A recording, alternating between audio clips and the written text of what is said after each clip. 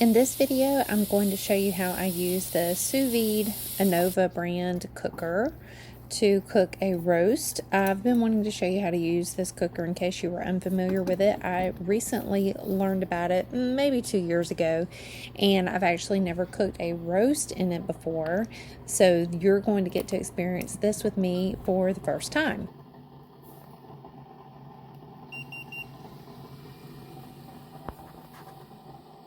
Now this particular roast is a bottom round roast. It's a little over 2 pounds. The reason why I picked it is because it seemed like a decent price.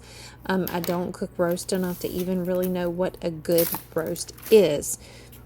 So I decided to try this one. I used the EVOO app to look up a recipe, and the author of the recipe that I found says that she recommended cooking, or her preferred method is 135 degrees Fahrenheit for 9 hours. So that is what I decided to do.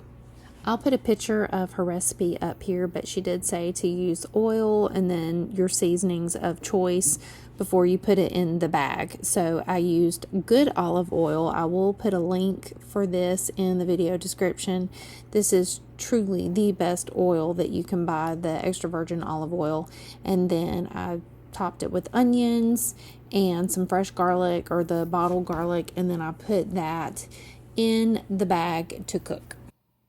Now, the way the sous vide cooker works is basically you are cooking in a bag at a very controlled temperature. You pick the exact temperature that you want, and then the time that you cook is up to you based on your recipe and how well done or not so well done you want your food to be. So it's really convenient because you can set it and you might cook something for 18 hours, or you may only need to cook something for 3 or 4 hours. It depends on what it is and how you're cooking it. I am including an Amazon affiliate link if you are interested in that for the EVOO cooker.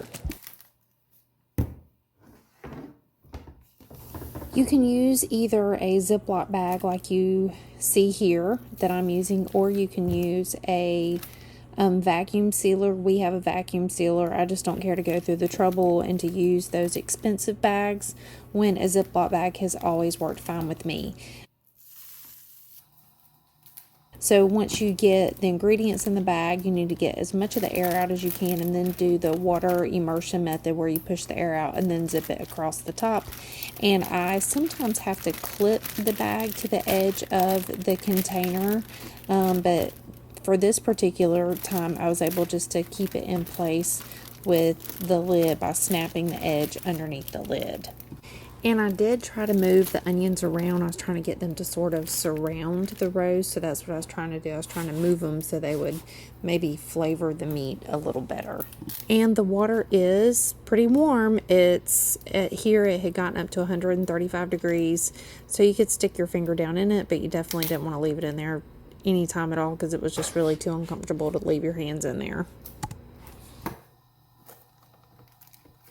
And here you can see the bag is able to sort of float, even though it's near the edge of the container. The water is able to circulate around it, so you're getting even cooking while it's in the bath. So I forgot to film me taking the roast out of the bag. I did that here, and I'm patting it dry so I can sear it on the stovetop. Most recipes recommend that you do that. I think it's completely optional, but I did do it here.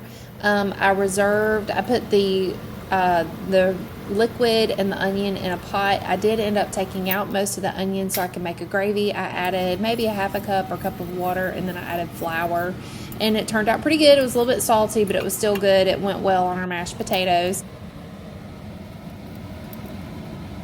When we did cut into the roast, the camera made the meat look a little bit more red than it was, but it was definitely done, and it was a little tough, but it still tasted good. My husband approved. And then we had a good meal, and then I certainly felt sorry for the child who was on dish duty for this evening, unfortunately. But yeah, if you have any questions about using the sous vide, please post those in the comments, and if you don't mind, give me a like and subscribe. I would definitely appreciate it. Thank you.